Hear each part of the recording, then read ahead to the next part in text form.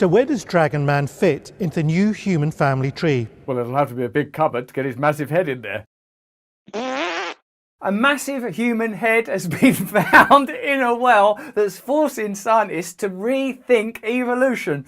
What secrets have you got in there, big head, you swine? A remarkable scientific discovery has been made in China. Researchers say they found the skull of what they believe is a new species of human, which could be our closest evolutionary relative.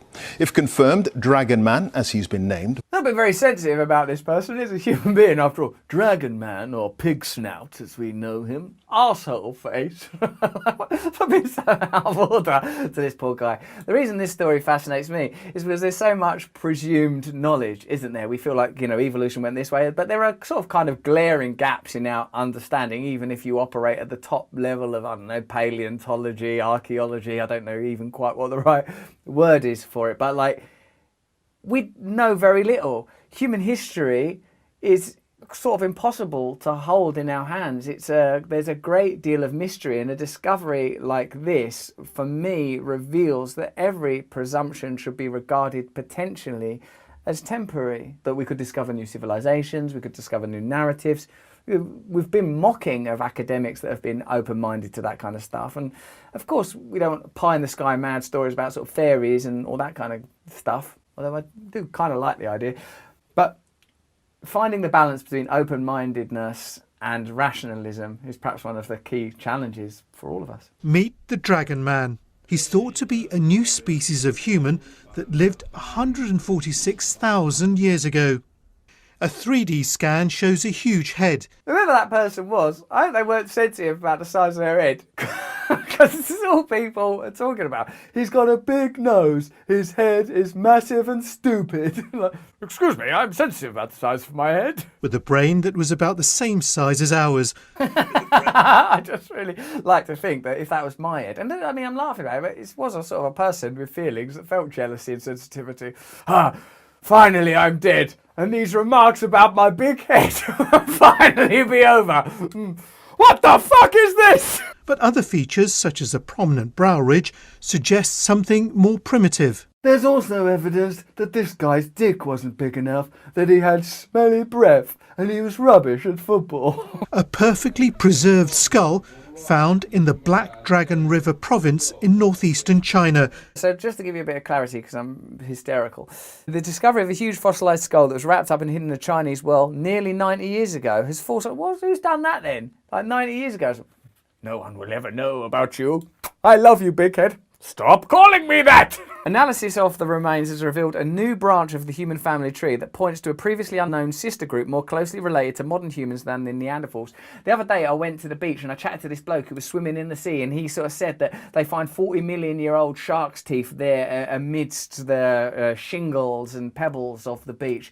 He said too that he once found an axe head, and if it was established that it was older than 12,000 years old, which it was, then it must be older than 60,000 years old, because prior to because 12,000 years ago there was an ice age, and 60,000 years ago they were pre-human beings that were present in that part of the world. So there was a kind of an axe head found by just a guy, a regular guy, that Paul was his name, that was held by potentially Neanderthals, or potentially by other types of human being that we don't even understand yet. So when you foreclose on the possibilities of the future, when you foreclose on the possibilities of the past, know that you do so from a position inevitably of ignorance. And it's only when material evidence is unearthed that we sort of go, oh, okay, yeah, that's possible. This is relevant not only to the past, but to the future, relevant to the present moment, when imagining new directions, when being open to the past, primarily when being told that the orthodoxy is all, when the status quo is all, that this is the only way to run a society, this is the only way to be human. It is an open book. There are possibilities everywhere. And this is what the researchers think he looked like: stocky and powerfully built. Oh, right, try and make up for it now, saying he's powerfully built. The damage has been done, mate. You've gone too far. You've mugged him off for a hole in the nose. I actually quite like the guy.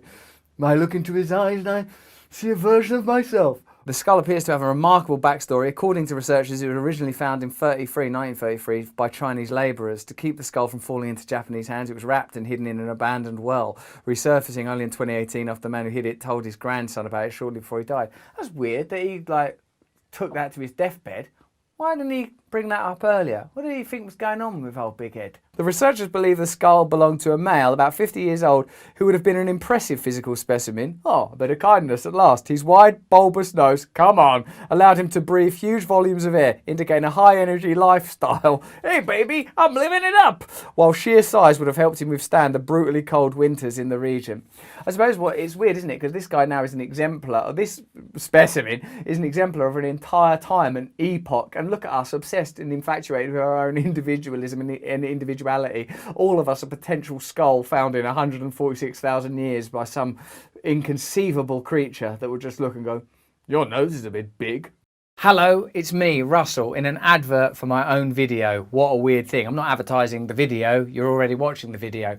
I'm doing a brilliant show, Our Little Lives, Shakespeare and Me, directed by Ian Rickson. It's a streaming show. It will be available on Live Now on July the 14th. I want you to get tickets for it right now. There's a link in the description. It's a brilliant hour-and-a-half long live show where I, using the words of Shakespeare, tell the story of my life and talk about many political, philosophical, theological, ideological notions. It's a stream of information. It's a streaming service. It's funny. It's heartbreaking. It might be the best thing I've ever done. Now, I know you like me to do most things for free. I will. You can't even skip ahead from this advert. You can tap away at that corner. I ain't going nowhere, baby. Please, if you can afford it and if you want to see it, get tickets from Live Now to see my show, Our Little Lives, directed by Ian Rickson. Sort of a collaboration between me and William Shakespeare. I was the more senior writer. It's a really, really funny, enjoyable show. The link for tickets is in the description. Check it out. Let's go back to that video. What I'm saying is probably saying something quite important. Professor John Hawkes, a paleoanthropologist at the University of Wisconsin, said the idea of a new lineage of humans was a provocative claim because skulls can look similar even among distant relatives. What we're repeatedly finding is the differences in looks didn't mean much to these ancient people when it comes to breeding. They were very undiscerning. They'd literally do it with anyone. Just be a bit more respectful about these people in the past. An international team dated the bones to at least 146,000 years old. 146,000 years ago. Think of the generations, like everything that we regard as normal, democracy, civilization, urbanization, even agriculture, all just sort of a modern configuration. What is seen and what is presently understood is just a sort of a localized slang of meaning, that there is an incomprehensible array of potential just at the end of your arm, just beneath the soil. So where does Dragon Man fit into the new human family tree? Well, it'll have to be a big cupboard to get his massive head in there. 7 million years ago, the first human-like creatures emerged. They became progressively more developed until 2 million years ago, our ancient ancestor Homo erectus emerged. That led to our close cousins, the Neanderthals, and us, and we coexisted a few 100,000 years ago. I like that he's doing the job of the humans himself, and then it's me. Hey, baby! The rest of them are like graphics. Do you know, I think I'll do the part of the other bloke, modern man. It's good that they've at least done it descending a staircase rather than ascending, because the idea of the ascent of man is always a sort of a progressive notion of mankind, I should say, or humankind. It's like the idea that we're sort of culminating, and there's an obvious disregard in that we're at some kind of apex which forgoes the possibility of ongoing change. That's normally the way this information is conveyed, rather than what I feel is a sort of a sense of humility and awe that what's happening is like that life is sort of moving through time, responding through evolution, and that this is just our brief moment of awakening, something that should be cherished and treasured and honoured. And that a sort of assumption, the thing about assumption is it brings you to conclusions. This is what we are. This is, knowledge is so glorious. It's so beautiful, this scientific understanding that is emerging. But perhaps it ought to be housed in a kind of a fragile and humble acknowledgement that everything is subject to change. Dragon Man, it's claimed, is a new species that lived alongside us. Dragon Man, they've stuck him over there on the other side. We've had to put him on a reinforced bit of the staircase because of his big, massive head and smelly arse. I've been studying human evolution for the last 50 years or so, and this for me is one of the most significant fossils that I have seen and studied in all of that time. And it really gives us a new view of human evolution, because it looks like, on our analyses, this is a sister species to Homo sapiens, our own species. The thing that excites me most about the story is the potential that is unlocked by the discovery and the opening for conjecture and speculation. This is not an opportunity to go all wacky and start believing in crazy stuff, but it does mean that we can have a more imaginative and open approach to understanding our past and the possibilities for the future. On my podcast Under the Skin, which is available now, go to Apple and get it, I spoke to the brilliant Graham Hancock, who's often faced ridicule for his brilliant theories because he is an imaginative, creative and exploratory academic who really knows his stuff but is open-minded. Here he talks about the dogma of archaeology and that history, far from being an objective undertaking, is highly subjective, authored and directive. So I found myself endlessly in opposition with archaeologists because I feel I need to point up their failures and their mistakes and to help the public to understand that we're not dealing with the word of God here. We're dealing with the word of fragile human beings who have their own egos and their own careers to pursue and who may pursue mistaken lives. And unfortunately, these are the people who we've entrusted with interpreting our past to us. I think that's interesting, that it's an interpretation of the past, that we're not there. We'll never know. It's full of mystery. The only thing that we know for certain is our own perspective, our own understanding.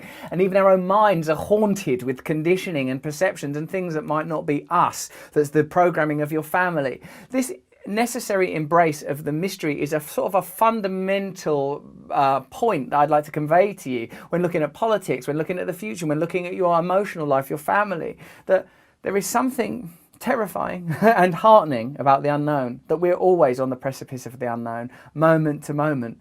Furthermore, I'm sort of excited to look at this and go, hey, he was in this room where I am. This has happened more often than it should in the world of archaeology, where fixed ideas have been held in place by powerful intellects, by powerful figures in the field, figures who have the power to withdraw funding from other figures. So archaeologists who opposed Clovis first, who did have evidence of earlier peopling of the Americas, had great difficulties with their careers. They were unable to get research funding. They were humiliated at conferences. They were publicly mocked. They were accused of making up their evidence and their information. And naturally, in that climate, as an archaeologist, you're not very keen to break the existing model. It's better to work within it, refine it, file things away, and have no arguments. Perhaps what we can learn most of all from this big, gorgeous, giant head that we shouldn't be ridiculing and teasing, poor guy or female or whatever he was, who knows? Who knows how things were back then? You know, one thing we can learn is that when approaching new information, stuff that might be dubbed conspiratorial, ridiculous, wacky or out there, we don't need to sort of giddily form a new society on the basis of apparently vanguard ideas. But we can be open to them. We can have an open mind to possibility in all areas. We can have an open mind to the possibility that we don't really understand each other, but perhaps we are connected in ways that we can't yet appreciate. What I get from this story is that until something enters the kind of lexicon of the known, until it can be sort of stabilized and established, it's potentially going to be mocked and ridiculed. This ain't just true in archaeology. It's surprising that it's interesting that it's true in archaeology, where I would have thought that objectivity would reign. It's a kind of a sort of a science. You know, but it's definitely true in more subjective arenas such as politics and philosophy and ideologies more generally. So perhaps this great big mad daft skull is a reminder, like a kind of emblem of the uncertainty amidst which we live and the necessity of being open-minded, accepting of potential difference and possible change. If the past can change, then God knows what the future may hold. If you enjoyed that video, please give it a like, subscribe, have a look at my channel Awakening. There's all sorts of meditations and spiritual stuff on there. If you don't subscribe to my podcast yet, have a look at the link in description.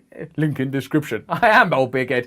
Have a look at link in description. It'll tell you how to hook up to it on Apple or wherever you get your podcasts. And please sign up to my mailing list. Go to russellbrand.com. I'm doing like live shows and plus I'm streaming my Shakespeare stuff. I've got all sorts going on. Hence this massive skull of mine. I miss you, Granddad. I'm 146,000 years old, and I'll never forget you.